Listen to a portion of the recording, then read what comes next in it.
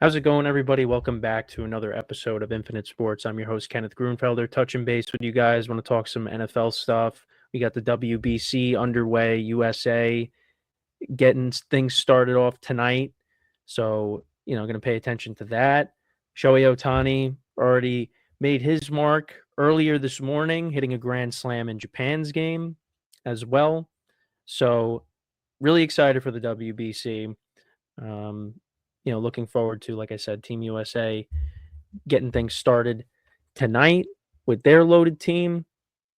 But I also, again, wanted to talk some NFL stuff. That was kind of the main thing with the show. A couple of trades that have gone down, as well as, talking about the quarterback landscape, where guys could potentially end up. So we have had a couple of trades. The Rams acquired Trent McDuffie, cornerback from the Chiefs, in exchange for a first round pick. I mean, what was the weakness of the Rams in the playoffs last year and really throughout the season? I mean, it was their secondary. Their secondary really struggled. I mean, especially in the playoffs. I mean, they were fortunate to get by the Bears after the Hail Mary play basically by Caleb Williams. And, also from the turnovers in overtime, the interception. And we'll talk about a player that, kind of stopped running his route on that interception in a little bit with another trade. But this was a good move for the Rams. It's kind of funny how they just love to trade away their first round picks. Now, I believe they still have another pick in the first round, if I'm not mistaken.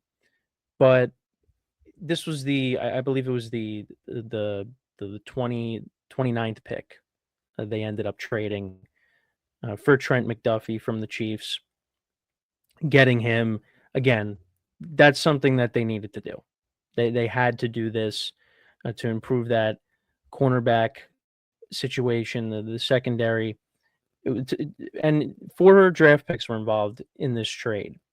So the Chiefs exercised the 5th-year option of McDuffie, making his 2026 salary guaranteed.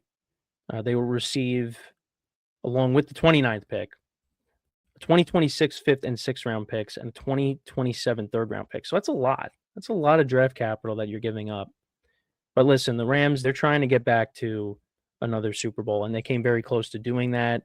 The Seahawks knocked them off.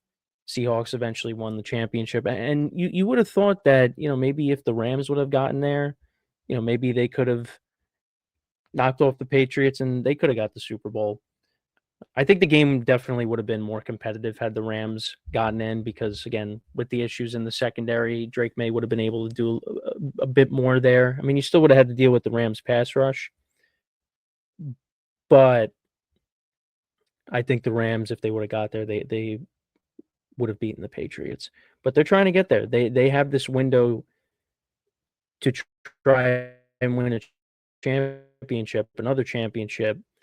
Matthew Stafford, of course, coming off of an MVP. You're hoping that next year he can repeat that. And, you got Devontae Adams, Puka Nacua. You got a good running game with the defense with Sean McVay. This team is still a very good top contender going into the 2026 season. And by acquiring Trent McDuffie, this helps their secondary. So I do like that move. But yes, the Rams still have 1 first-round pick, which is the 13th overall pick, with the trade that they did with the Falcons, which was I think I forget what the exact trade was that they acquired that pick. But yeah, so they still have a first-round pick. How about the Falcons, though? I mean, remember a couple of years ago, they sign Kirk Cousins, they give him that guaranteed contract, and then they go and they draft Michael Penix, who has an injury history. And now all of a sudden, they're kind of stuck now. Penix is still going to get an opportunity, but the injuries are a problem. And again, he got hurt again, tore his ACL. And now Kirk Cousins, he's going to be going somewhere else because it didn't really pan out. Although when he came in to replace Penix, I thought he was decent, and I think he can, join a team and do okay. I think he's still got some good football left in him. I don't know if he's a long-term answer for a team, but he could still win you games. He definitely proved that. Another year removed from the injury, the Achilles injury.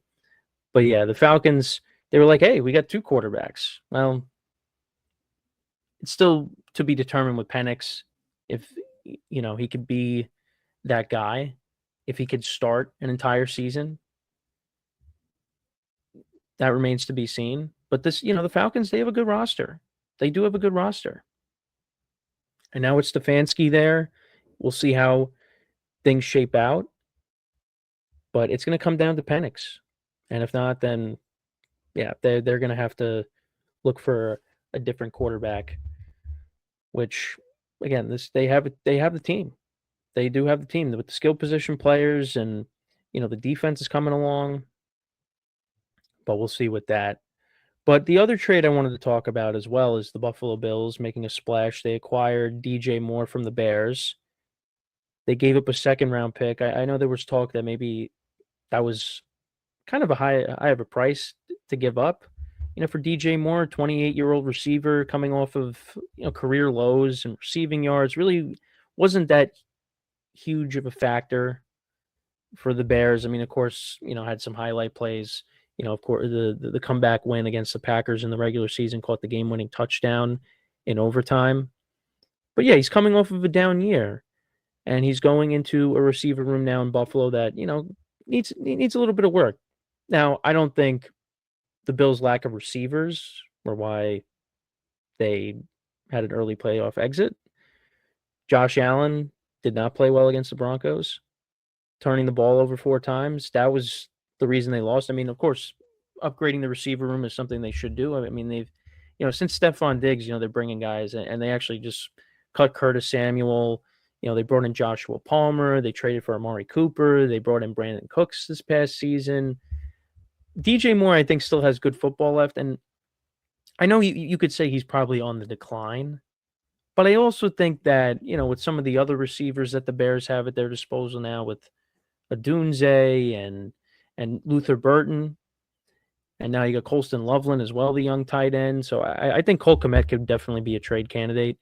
There's a lot of other pass catchers that, Caleb Williams is spreading the ball around to, and DJ Moore kind of got phased out a little bit.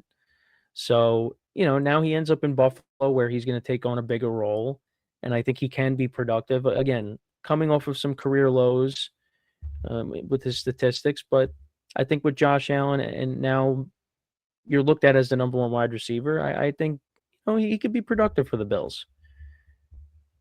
For the Bills, though, they're an AFC contender. They're going to be one of the top teams. At the same time, though, if last year wasn't your year, is it going to be this year? This upcoming year? Who knows? How many more chances are you going to get? As Josh Allen continues to get older. I mean, he's still in the prime of his career, obviously. But last year, I can't help it. That was their opportunity. Now, who knows? You get past Denver, you play the Patriots.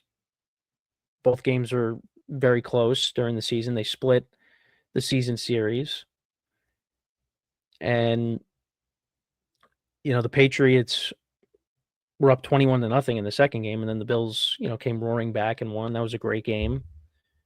But who's to say they get to the AFC Championship game and they have to go to Foxborough and they end up getting knocked off by the Patriots there? When are the Bills going to get over that hump? And now you got Joe Brady, who's taking over for Sean McDermott as the head coach.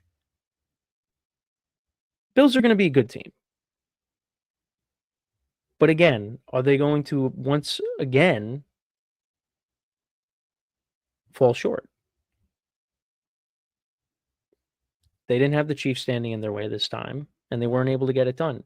And they could add whoever they want at receiver. Like I said, the Bills didn't lose that game in Denver last season because of the lack of elite talent at wide receiver. They lost because their quarterback turned the ball over 4 times. That's why they lost. And normally when the Bills lose a playoff game, I don't blame it on Josh Allen. You don't blame it on Josh Allen. You blame it on other aspects. The kicker missed a field goal. The defense couldn't get any stops. Josh Allen usually plays great in the playoffs. And look, the Bills had the lead in Denver, and the defense, let them down late. But if you look at that game, are you going to blame it more on the defense, or are you going to blame it more on Josh Allen? I mean, for the Josh Allen defenders, they're going to blame the defense. They're going to blame other aspects. They'll blame the James Cook fumble, which that did play a role because the Bills looked like they were just going to run away with that game. Second drive of the game, they're going right down the field, and then James Cook fumbles the football. Denver gets it back. The game is on Josh Allen. That's the bottom line. I'm sorry if this turned into a whole Josh Allen Bills thing, but that's what comes along with it. Again, I think the DJ Moore, they might have gave up a little too much to get him, and he's an older receiver. Well, he's not even 30 yet, but this does help. This does help because I think DJ Moore is still a reliable target. And you also got Khalil Shakir there as well, who I think now slides back in as a number 2, which I think that's what he is. I think we can all agree with that. He's not a number 1 wide receiver, but he's a solid receiver that they have. And I think they still believe in Keon Coleman. I know he had his issues this past season, but they still believe in him. He's still young.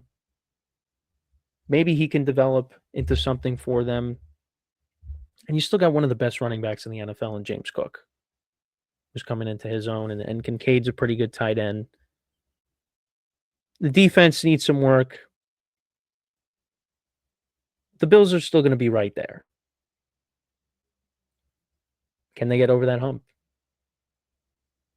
I mean, we sound like I sound like a broken record. We all sound like a broken record because we're saying it every single time. When is it going to be the Bills? Similar to the Ravens too. And they're another team, new head coach, defensive minded, Jesse Minter. Ravens are going to be a good team. Are they going to be able to get over the hump? What kind of moves are they going to make this offseason? Now, their former head coach, now with the Giants have been making some headlines. There's rumors out there that they are interested in Kenneth Walker. Now, I would love if the Giants added a Kenneth to their team. I think that would be great, especially a Kenneth that just won Super Bowl MVP. That would be awesome. Does it make sense? I'm of the mindset I would like to see them address other areas before the running back position. But at the same time, you look at the running back position. Now, they just restructured Devin Singletary's contract. Cam Scadaboo's coming off of a horrific injury. So how is he going to be coming back? I think he'll be fine, but still. You got Tyrone Tracy there who dealt with some injuries. I mean, I think adding Kenneth Walker would definitely help. And the Giants, will find a way to make it work with their cap situation. They do have some money to spend. It's just, again, is that the area where I want to see the Giants spending? Not necessarily. But adding a guy like Kenneth Walker and his ability to make guys miss in the open field, his elusiveness, his explosiveness as a runner, you would take that. And along with Cam Scadaboo and his ground and pound and just, I mean, he's a different style. He's going to attack you rather than try to avoid you. He's a hard runner. Again, different style than Kenneth Walker, but he can catch passes out of the backfield. I mean, Walker can kind of do that as well. But we saw Scadaboo and his ability to do that too. I mean, that would be a very good tandem with those two guys. And especially when you have a young quarterback in Jackson Dart going into his second year, going to have to learn a new system now. You bring in Matt Nagy as the offensive coordinator.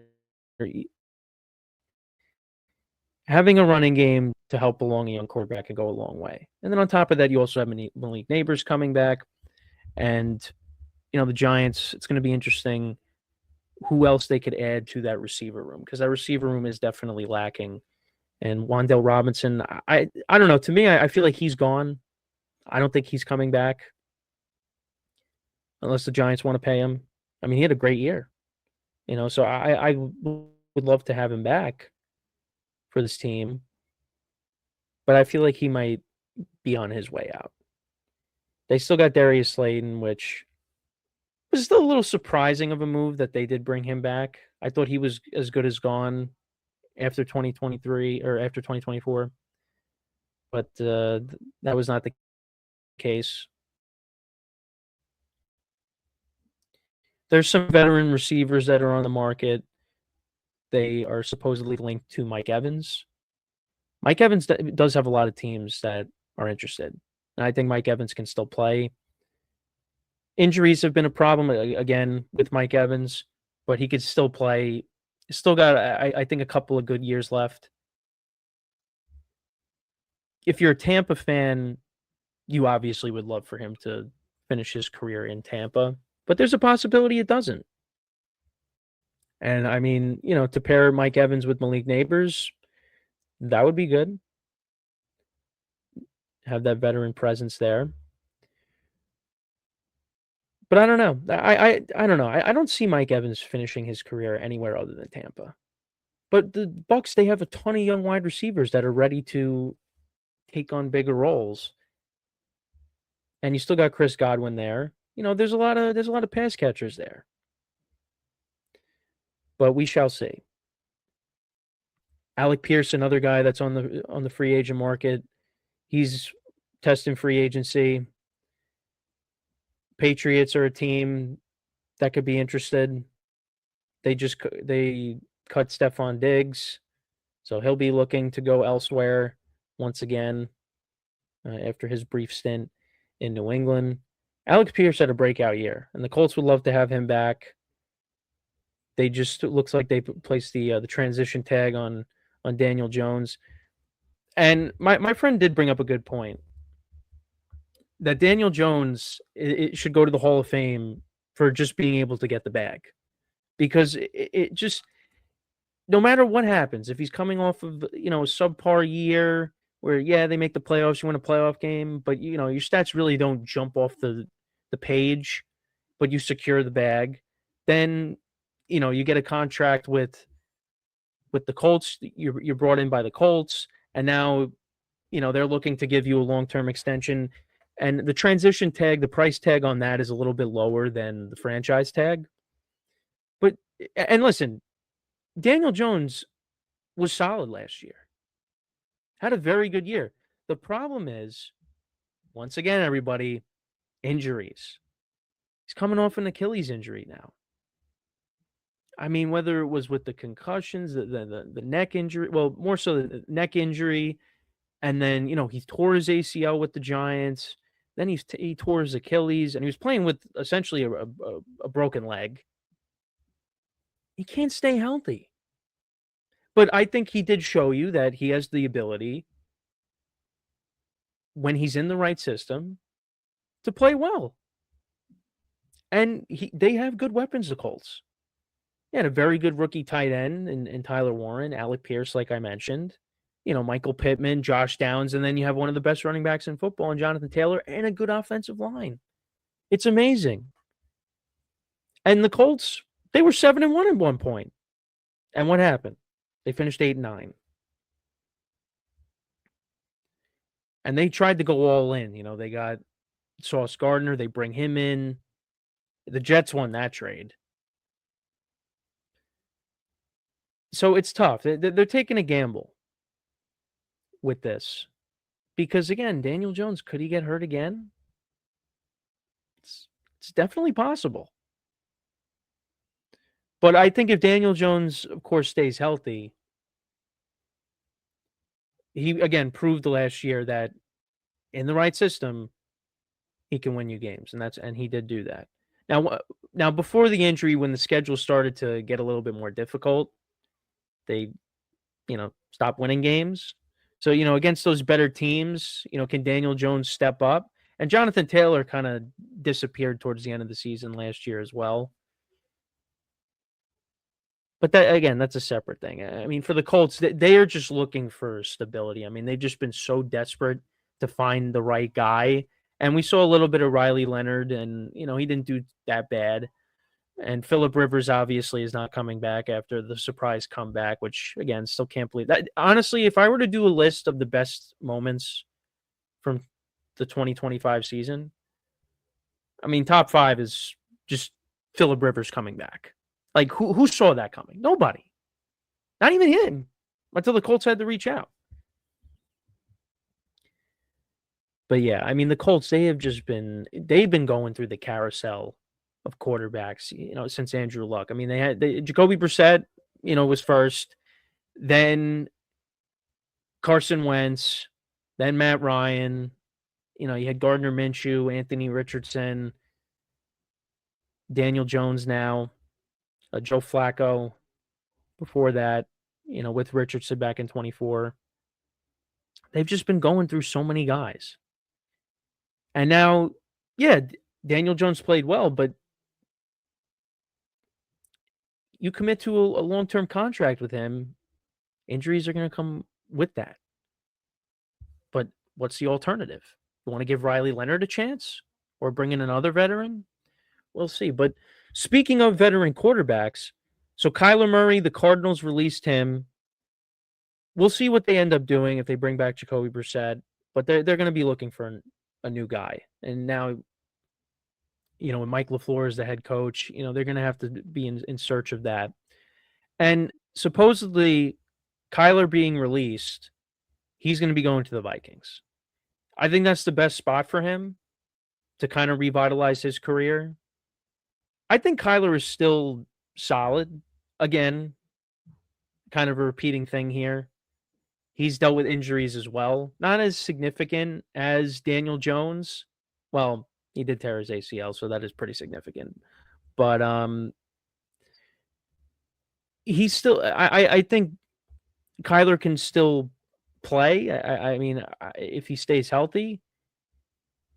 The problem is, the size is an issue. I know people question his love for the game. With all the Call of Duty memes and things like that. But I think Kyler going to a spot in Minnesota where they got a team that's ready to win, and you're going to be throwing to Justin Jefferson. I mean, we saw how Kyler was with DeAndre Hopkins with Hopkins' prime years. They were great, So, and you also got Jordan Addison and Hawkinson, and the defense is pretty good. And of course, you'll be with Kevin O'Connell. Now, you're bringing in Kyler to also try and get the best out of J.J. McCarthy. Because J.J. McCarthy, let's face it, was not great last year. And he had his own injuries, too. He couldn't, he didn't play a whole season. And we had to see Max Brosmer play and Carson Wentz. But Kyler is still, I think, a starting quarterback in this league. I think there is a cap with Kyler. If the Vikings end up signing him, look, I think that's better than what you had last year with Carson Wentz and Max Brosmer with J.J. McCarthy.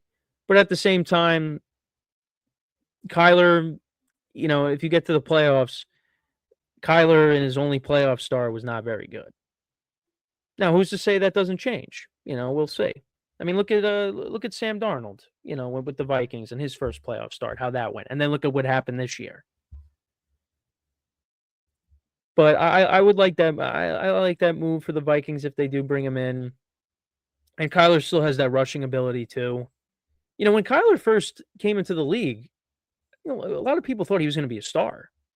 Yeah, that's superstar potential. I think I also thought that as well. And the first couple of years was the case, but it's kind of slowed down since then. Since that playoff season, because the Cardinals at one point, they were undefeated. They were looking like the best team in the NFC, and then, things kind of fell apart after that. And they haven't really got back to that point. And it's going to take some time for the Cardinals to get back to that point. But, in a good situation, with the weapons you have, and the Vikings are going to have to revamp their running back room because they were not great at running the football last year. I think Kyler could thrive in that environment. Now, you're going to be in a tough division because the NFC North is loaded. Yeah, the NFC West is also loaded, but the NFC North too. I mean, all 4 teams can make the playoffs. And that's what I had last season. Now, all 4 teams finished over 500, but only 2 of them made the playoffs. So it is going to be a tough division, and you're going to be playing in some cold weather as well. With Chicago, with Green Bay, but you do have 2 domes. Obviously, you got Vikings playing the dome, the Lions playing the dome. So it's going to be interesting. But Kyler goes there. If he gets the opportunity to start, listen, he could definitely provide, better quarterback play than some of the other options they had last year, like I said. But it's going to be interesting. And again, will this competition that is being brought in for J.J. McCarthy, does he rise from it or does he crumble? We'll have to see. Now, I think when he came back late in the season, now, it did get hurt again, but, it did look a little bit better. So, I mean, there's still room to grow. I don't know. I think the Vikings still should have kept Sam Darnold. But that's easier said than done.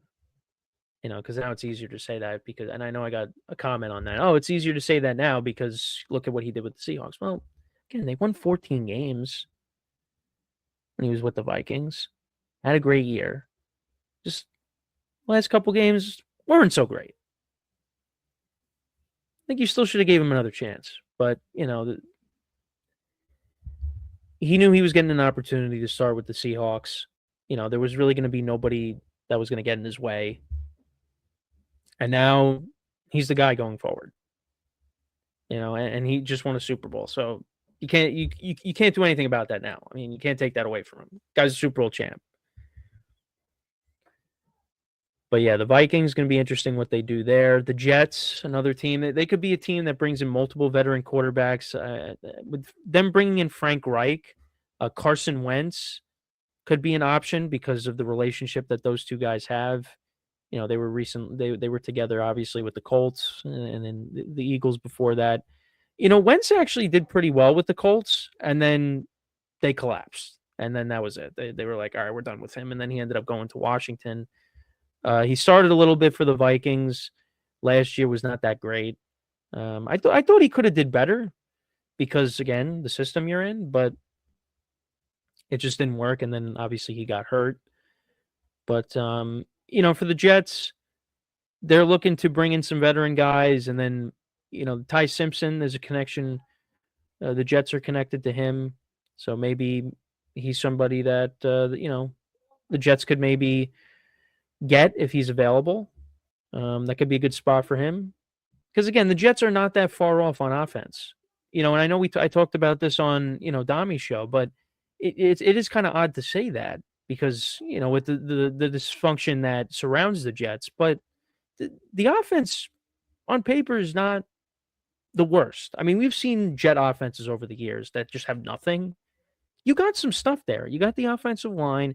They at least put the franchise tag on Breece Hall, and they're going to try to work out a long-term extension with him. You got Garrett Wilson. It's not that bad. You got the young tight end. It's just, again, the defense needs a lot of work. And do you trust this coaching staff to be able to, develop a young quarterback? That remains to be seen.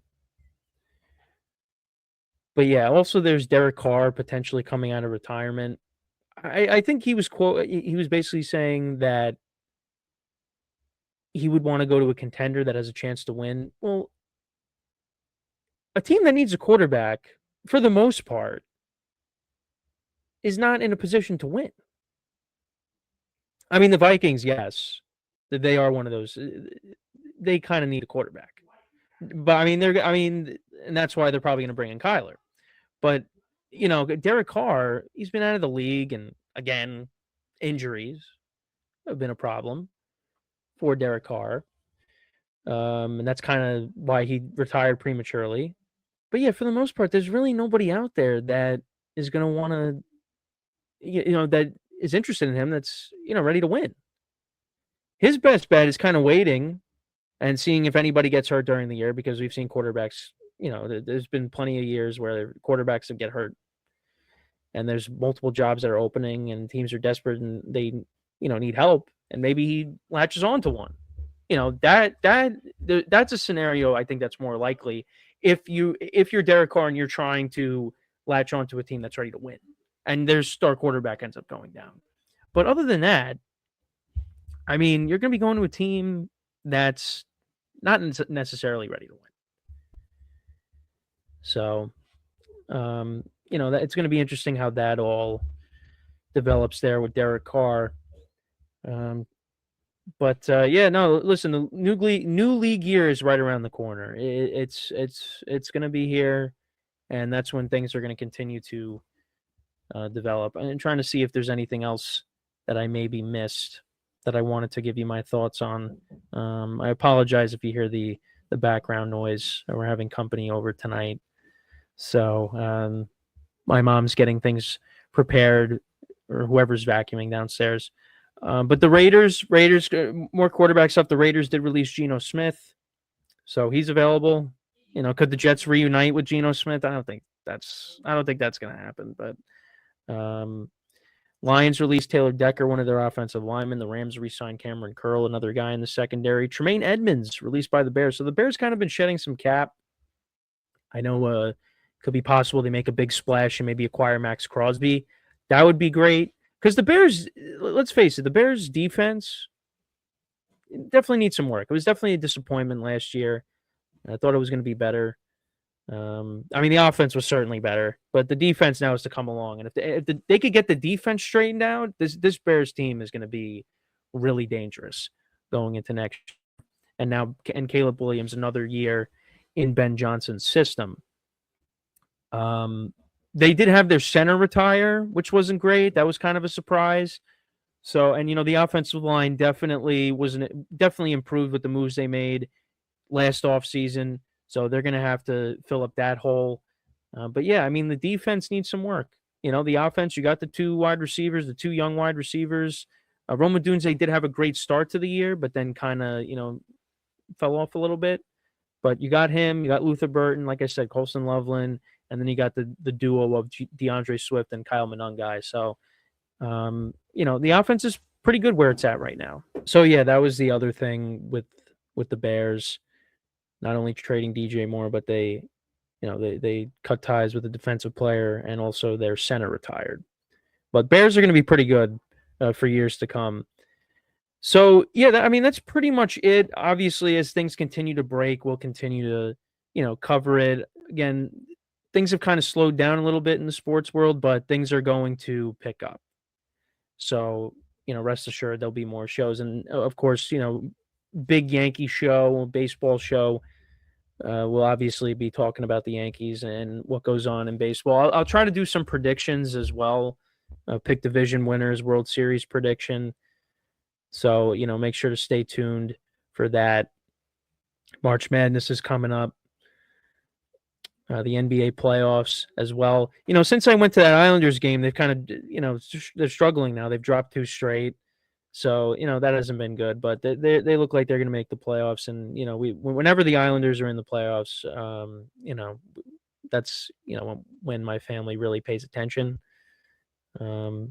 But yeah, and the Knicks dropped a close game to the Thunder the other night. Jason Tatum's going to be coming back. So that's big for the Celtics.